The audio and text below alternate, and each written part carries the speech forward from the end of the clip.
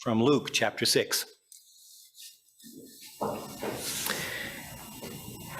Jesus came down with them and stood on a level place with a great crowd of his disciples and a great multitude of people from all of Judea, Jerusalem, and the coast of Tyre and Sidon. They had come to hear him and to be healed of their diseases, and those who were troubled with unclean spirits were cured. And all in the crowd were trying to touch him, for power came out from him and healed all of them. Then he looked up at his disciples and said, "Blessed are you who are poor, for yours is the kingdom of God. Blessed are you who are hungry now, for you will be filled. Blessed are you who weep now, for you will laugh. Blessed are you when people hate you and when they exclude you, revile you, and defame you on account of the Son of Man. Rejoice in that day and leap for joy, for surely your reward is great in heaven. For that is what their ancestors did to the prophets. But woe to you who are rich, for you have received your consolation. Woe to you who are full now, for you will be hungry. Woe to you who are laughing now, for you will mourn and weep. Woe to you when all speak well of you, for that is what their ancestors did to the false prophets." Here ends this morning's reading. Those woes were pretty harsh, huh? Somehow listening to somebody else read them out loud was kind of like, whoa. Well, I was thinking on the way here, and I'm going to take the time to say it, that it is really a blessing to be able to speak in this pulpit every Sunday and to listen to many of you who volunteered over the years. But what I'm really grateful for, and I want to hold up as quite I don't know how to say it, but an important part of life is to be a listener. And I don't know if you'll, of course you don't remember, but when we picked our star word for the year, mine was listening, to listen. Because that is something I think takes a level of patience and a kind of intelligent and vital curiosity. And a lot of people don't have that. And so they never get any further than they are. So some Sunday, I want one of you to volunteer to preach on listening, and I want to be in the audience, huh? Okay? Be thinking if it's you. Today we heard the familiar words of the writer of Luke's gospel in what has come to be referred to as the discourse or the Sermon on the Plain. This title serves to distinguish it from a text that looks very much like it in the Gospel of Matthew, and which is well known as Sermon on the Mount. See, we know that term, don't we? In fact, they are so similar that many students of the Bible believe there was actually, that there was actually only one event, not two, and that it was reported differently because of the particular perspective and intention of the writer and the audience to which it was directed. Others say no, there were two different events, which only sound similar because Jesus repeated much of the same message. There's lots of different ways to say love, but Jesus repeated those messages throughout his ministry in his traveling proclamations. So whether it was one or two, when and how, those are interesting things, but they don't really matter as much as that we have been bequeathed both sermons, each a treasure trove of, I like this alliteration, I didn't notice till I read it back over, treasure trove of timeless truth for our lives. Listen to a few of the lines side by side. You probably can do this by memory, but let's just listen. Luke says, "Blessed are you who are poor, for yours is the kingdom of heaven." Matthew says, "Blessed are the poor in spirit, for theirs is the kingdom of heaven." Luke says, "Blessed are you who hunger now, for you will be satisfied." And Mark says, "Blessed are those who hunger and thirst for righteousness, for they will be filled." Luke, blessed are you who weep now, for you will laugh. Matthew, why did I put Mark? Matthew says, blessed are those who mourn, for they will be comforted. Luke says, blessed are you when people hate you, when they exclude you and insult you and repeat and reject your name as evil because of the Son of Man. And Matthew says, blessed are those who are persecuted because of righteousness, for theirs is the kingdom of heaven. Though similar, the differences between Matthew's agenda and Luke's is significant. To begin, the content of Luke's sermon is much shorter. All this stuff is written on commentaries that you can tell, exactly how many lines longer it is, etc. We can't get into all that today. Containing only a few of the many Beatitudes in Matthew. Matthew's version is directed probably at a Hebrew audience, or at least his message compares the message to the law of Moses, whereas Luke's does not find this necessary.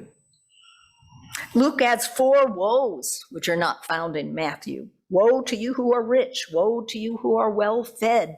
Now, woe to you who laugh now. Woe to you when everyone speaks well of you.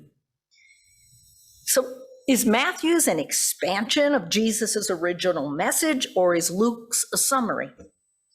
We can never fully know, but there's a lot of good information about how Luke takes some of the stuff that Matthew has in his Beatitudes, and you find it scattered throughout the stories within the Gospel of Luke. So there's all sorts of interesting pieces to it, which I hope we can do in Sunday school sometime, in our adult Sunday school class. Well, we can never fully know. Matthew's Beatitudes get much more of the limelight, but many scholars believe that if the two versions represent the same occasion, that Luke's version is probably the more historical one. In the International Standard Bible Encyclopedia, commentaries on both the Sermon on the Mount and the Sermon on the Plain by Russell Benjamin Miller shed light on the difference between the message of these two versions. It goes something like this, I'm paraphrasing. The Gospel of Luke has been called the social gospel because of the sympathy with the poor and its emphasis on the importance of the kindliness of the Spirit. This social interest is clearly seen in Luke's version. Here, the Beatitudes deal with social differences, where in Matthew they refer to spiritual conditions. But we all, of course, know that they go hand in hand, that they're two faces of the same thing in some ways. In Luke, Jesus talks about those who are hungry now, clearly a bodily hunger. In Matthew, the reference is to hunger and thirst for righteousness. In Matthew, the message is intended to offer a critique to the self-satisfied religious teachers and their religious formalism. Let's say that another way. He is thinking, when I get up here and speak, I think about how different people here might be hearing me. Well, Matthew is really putting some of his stuff to the scribes and Pharisees of the day who think they got it all together. And they over-formalize everything, and he's trying to address that. In Luke, the rich and their unsocial spirit, let's say the greedy rich, and their incapacity to see the need around them, those are who he's speaking about woes to. So where do we go from here? There's so much written on the comparison of the two, and though it's interesting, my message on Sunday morning is always about harvesting the meaning of the Gospels for our own lives today. So let's focus on Luke's social gospel. Can we really accept it? That it is blessed to be poor and weak? How many would really love to be poor and weak? But you'd be blessed. Can we really accept that? Can we stand humbly before these beautiful words, and we acknowledge they're beautiful, especially in church on Sunday morning, and trust our courage to live the paradox they suggest? And live the paradox is the key. We aren't going to make ourselves poor. We aren't going to try to be one thing or another. We have to live in the confusion in the conflict within our minds and hearts of the gospel message? Do we believe that God gives special blessing to those the world often ignores or fears or even despises? This isn't how we usually imagine being blessed, is it? And it certainly isn't how our culture looks at things and what it teaches us. I tell you what, sometimes I think no, this is not really how I feel, but that our news becomes almost pornography to, not the sexual kind, but just abusive to have our children listen to. I mean, when you hear how we react to things as a culture of the world around us, it's really hard to teach our children in Sunday school about love and inclusivity. In a February 2014 article, The Beatitudes, Receiving and Giving Blessing, a fellow named C. Wes Daniels, who I read about, is a Quaker himself. We started with the Mennonite call to worship today. He declared this: when it comes to happiness and what our world might label as luck or living the good life, it has much more to do with power and wealth and lots of flash than the Beatitudes can offer. We are told in order to count, you have to be successful. Daniels then offers a list of what living the good life might look like today. Just listen. I'm going to listen as I talk. Lucky are the rich, the well-to-do, those who have it all and keep taking more. You will always put on a good show. Lucky are those who buck up and show no feelings at all. Emotion only shows our weakness. You will remain out of touch and be unaffected by others. Lucky are those who help themselves, take what they want because they can, with no thought to those around you. You will have more than you ever need. Lucky are the distracted, diverted, and busy, the divided in heart. You will make the world go round. Lucky are those who bully. We don't know any of that, do we? And belittle and dehumanize. Your reward will be great. Lucky are those who see themselves as victimized and so cast blame and scapegoat others. No skin will ever come off your backs, and you will never have to own up to anything. Let's be honest. Do any of these contemporary societal beatitudes describe how we live our lives outside of church?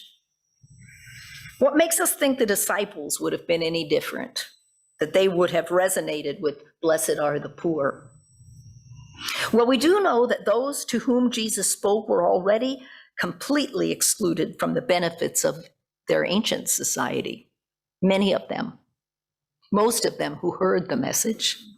They had no money, no power, no respect, no control over their lives, no confidence in dreams of a better life. This may have humbled them enough to actually hear the blessing, to take it in, to take it to heart. Jesus said, God sees the world's social structure very differently. Jesus says to the ragtag group gathered before him in Luke, you are the worthy ones. You are the chosen. You are loved just as you are. You are God's people, called to bring about change and justice. I have found, and I don't do it near enough, that listening to those around me who have been ignored by our society, and worse, bullied and belittled and dehumanized, have much that they can teach me about Jesus's teachings. Whether by race or gender or economic status or age or citizenship or religion, they have suffered and been excluded. And so they can hear and speak the social message of the gospel with deeper understanding and greater passion. Well, some years after this talk by Jesus, whatever year that was, the Apostle Paul spoke to another similar gathered crowd with these words. And we've preached on this before. We have preached on this before. Consider your own call, brothers and sisters. Not many of you were wise by human standards. Not many were powerful. Not many were of noble birth. But God chose what is foolish in the world to shame the wise. God chose what is weak in the world to shame the strong. God chose what is low and despised in the world, things that are not, to reduce to nothing things that are, so that no one might boast in the presence of God. It's a tough world right now, and perhaps it has always been. Tough for humble ones who try to hold tight to a deep Christian faith, which recognizes and gives reverence to what is greater than and beyond their own personal power, wealth, consumerism, narcissism, isolation, and the cruelty of what poses as individualism. People are suffering around the globe from natural disasters brought on by global warming, by disease and famine and flooding and fire, by wars and threats of wars. Too many of us fill our wounded souls, and this is the most important line of my whole sermon, I think. How do we fill our wounded souls? The vacuum of meaning in our lives, the vacuum in what our culture offers us, what our jobs give us, maybe, what our friendships lack. How can we fill our wounded souls, with things other than consumerism, competitiveness, and violence that comes raging out of this vacuum of values, of a lost sense of belonging? In our loneliness and despair, we hate others at times and we hurt them. Too few, and if we don't individually or personally hate them, we hate groups of people. We think they're the evil ones, the enemy. Too few are able to find or form loving community that has reverence for the sacred spirit in each of us and in all of us together. So I invite you to go home this week and read the words of this sermon in Luke. Maybe read them aloud. Listen for what you may have never heard before. Take note of how those blessings make you feel in body and spirit, of how the woes affect you. And I hope you're not shamed. We don't need any more shame. Not in religion, for sure. But rather, I hope you're liberated and moved to compassion. I hope you're moved to reach for something higher and deeper, and liberated to recognize your own flaws with forgiveness as you accept those of your neighbor. I hope you can feel the truth of the central message of Jesus' ministry. Blessed are you. Amen.